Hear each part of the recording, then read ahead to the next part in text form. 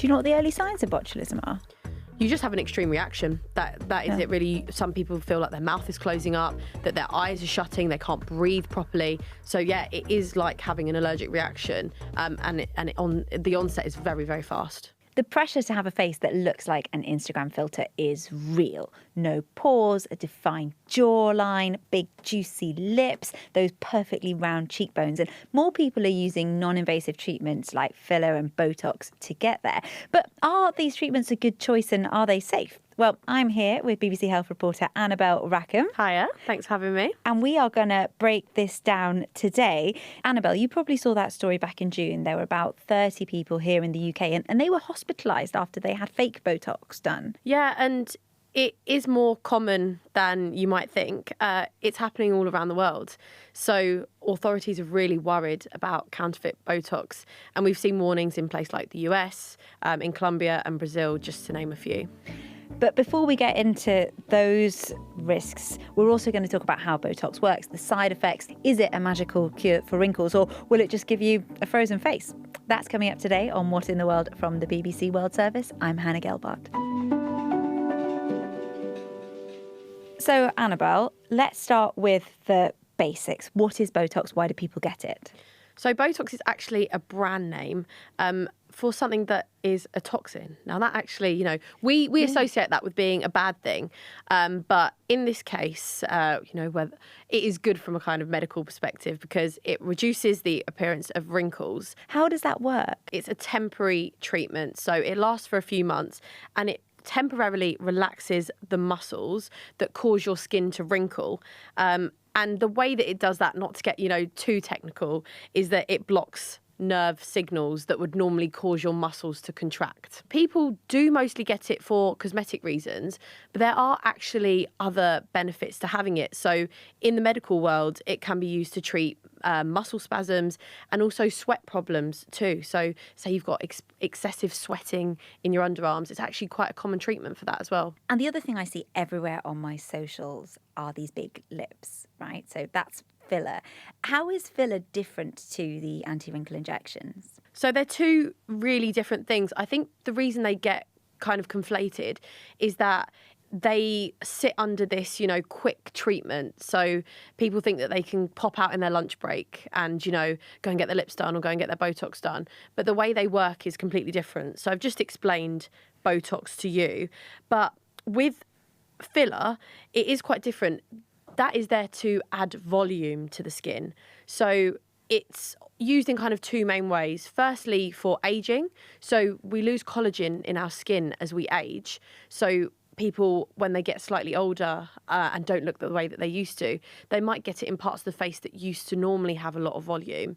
Or, in younger people, it's often the case that you get it in places where you didn't have a lot of volume to start, but you want to get that look. So that is where the lips come in, the cheeks, the jaw. And I've been seeing loads of these parties where people get together, they get treatments done, or you can just pop out and get it on your lunch break as well. So it doesn't have to be done by a surgeon. Well, there are different rules around the world.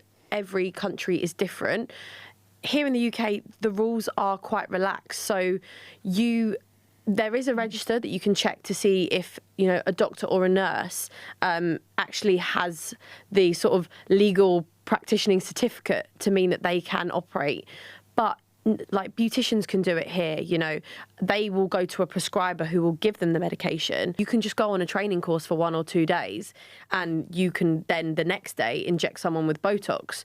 Whereas a doctor, a dentist, a nurse, they've gone through years and years of medical training and specialist courses to know exactly where and how to inject it. But it is quite unregulated here. There are meant to be rules that stop under 18s from getting it.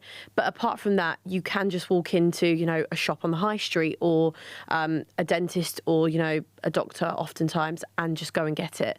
So it is a little bit of a Wild West. And that is, I think, what happened with this story we were talking about in June.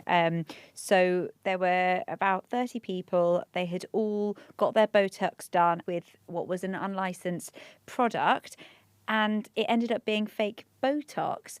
How common is that? If you go into that, that clinician's room and you just see a syringe on the table with fluid in it, it's really difficult to know what it is that you're getting. It is, as I said, it can be a bit of a gamble, especially if you're going somewhere new. You might have seen an advert on Instagram that's, you know, it looks slightly cheaper than other places that you've seen. But if you don't have referrals from friends or people that you trust, you haven't found them on a register, like a clinician's register, it is quite difficult to know what product you're getting. And these people who were hospitalised, they had botulism, which is, you know, potentially fatal, although very rare. How do you treat it? As we said before, Botox is a toxin. So what you need to treat it is an antitoxin.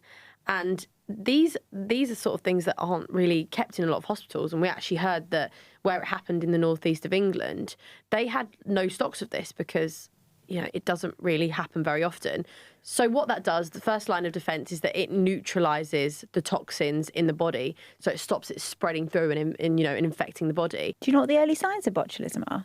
You just have an extreme reaction. That is it really. Some people feel like their mouth is closing up, that their eyes are shutting, they can't breathe properly. So yeah, it is like having an allergic reaction, and the onset is very, very fast. But overall, there are millions of people who have it every year, and it is generally quite safe, right? Yeah, and I think that's reflected in the amount of people around the world that get it. So there's a cosmetic watchdog called ISAPS. They did a survey in 2024, and this was looking at the amount of people getting it done in, as we say, a licensed premises. So with a plastic surgeon, with a doctor, dentist, that sort of thing. They said 8 million people around the world had Botox last year. So that figure is probably a lot larger when we do factor in the people that don't have the licensing. And, you know, it's massive in the US, Japan, Italy, Germany, Brazil, that, you know, they're some of the biggest countries in the world that get it. In general, Botox is safe, but, you know, as always, there are risks with everything. So, Annabelle, we've talked about these treatments and some of the fake products, like those ones that were used here in the UK. But what about elsewhere in the world? Well, I'm going to bring in Dorcas Wangira, our BBC Africa health reporter. While it's not that easy to pinpoint an exact figure of how common these procedures are, but what we are seeing across Africa is an increased demand for procedures like Botox, for dermal fillers, for microneedling, laser treatments. And we're also seeing this being very common among people who work in the media industry, actors, news readers, social media influencers who can afford and access these treatments. People want these procedures which are quick. You want to look good faster with less recovery times. For instance, most Botox needles are marketed as having results being seen within 5 to 10 days or 2 weeks. And people, the modern patient wants that. In Kenya, we've had many stories of procedures gone wrong or products used that have had very disastrous consequences. There is a popular street in downtown Nairobi, the capital, where you would walk and you'd have sellers enticing you, telling you to have their beauty treatments, whether for your skin or other parts of your body. And they're very, very aggressive.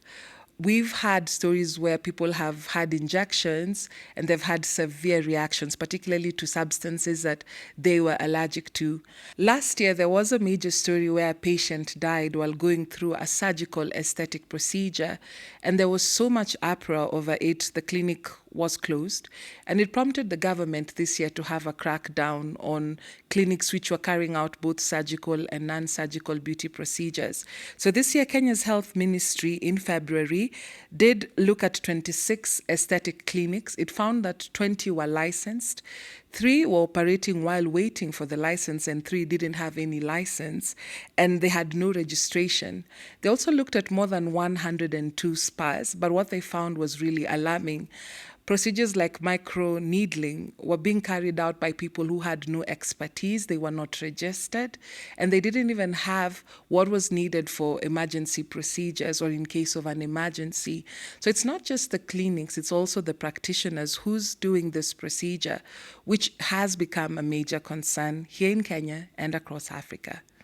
Dorcas mentioned microneedling there, and that's a cosmetic procedure. It involves these tiny, tiny sterile needles, and they puncture your skin. And the idea is that that process can help stimulate collagen and elastin, and that can help to reduce wrinkles, sun damage and scarring. But Let's get back to Botox and back to you, Annabelle. That survey that you quoted, it's from the International Society of Aesthetic Plastic Surgery, ISAPS, and it showed that 24% of people getting Botox globally were between 18 and 34. I wanted to ask you, can Botox be used preventatively? Does it actually work? That is what is said about Botox, that it is preventative. Most people probably do get it in their 30s and their 40s once the wrinkles become visible. But it's a thing of every person is different. So you need to seek out medical advice as an individual. And we've spoken a lot about good practitioners. They will turn away people that are too young because there is no point really, I think, on doing it on someone so young. You know, they are a baby. Why do they need baby Botox? But I think it just comes back to that pressure from society of just seeing perfection all the time. And when you look at these 18, 19-year-olds that are getting it done, it's because they've been brought up in a world of perfection. They have seen perfection around them on their screens, from adverts to television programs to films to social media. Every bit of media that they have consumed growing up has shown people that look perfect. So it's understandable why 18-year-olds are thinking about having work done, as soon as they become an adult, essentially. I've got friends who've started on Botox and then you get it done, it lasts, between 3 to 6 months, and then it kind of wears out, so you get it done again. Do we know what the long-term effects of this are? Again, we think that this is safe. So the idea about Botox is that it is a safe procedure, but people have only really been getting it done for around 20 to 30 years. So again, it's really hard to know what the long-term effects are. Some say that because you're consistently relaxing muscles, it does become less effective over time. So that is why some of the thinking around it is that the later you start, the longer you can get it done. If you start and you like the way you look, you maybe can't go back to how you looked before. The fact that we're all on social media all the time and constantly in the spotlight, there is an element of these treatments becoming much more normalised. Yeah, and I think it's that sort of acceptable thing for celebrities to talk about. I think there's a lot that they say they won't have, but the people that we really like on screen and online, they're happy to talk about Botox because it's quite noticeable when they move their faces. But also, as we say, it is becoming so much more common, and it is a treatment that, Nicole Kidman might have, but your mum might have as well, because, the price point isn't ridiculous when you compare it to more invasive treatments. Final question for you, Annabelle. If someone does want to go ahead and get these treatments, what should they be thinking about when it comes to choosing who they want to perform them? So there are a few things to look out for. The advice here in the UK and with a lot of governments around the world and health authorities is that you should only go to a licensed practitioner. So it's quite easy to look up online. Many different countries will have lists of people that have the legal requirements to do that procedure. So that is one of the first things to look out for. Secondly, the advice is don't go on social media looking for deals. Don't go and look for buy one, get one free, or as you mentioned before, Botox parties. These are the sort of things where you can come into problems because, a doctor or a dentist is most probably not going to be advertising their services in that way. And also just ask a lot of questions. You can ask for testimonials from the person that you're going to, check for reviews online to see what, other people have to say about the service. Basically, don't just walk down your local high street and see an advert in a shop and think, oh, I'm going to go in there and get a treatment done. Make sure that you really know what you're having done. You get all your questions answered. Annabelle, thank you so much for coming in the studio. Thank you for having me. That's it for today. Thank you so much for joining us. I'm Hannah Gelbart. This is What in the World from the BBC World Service. We'll see you next time.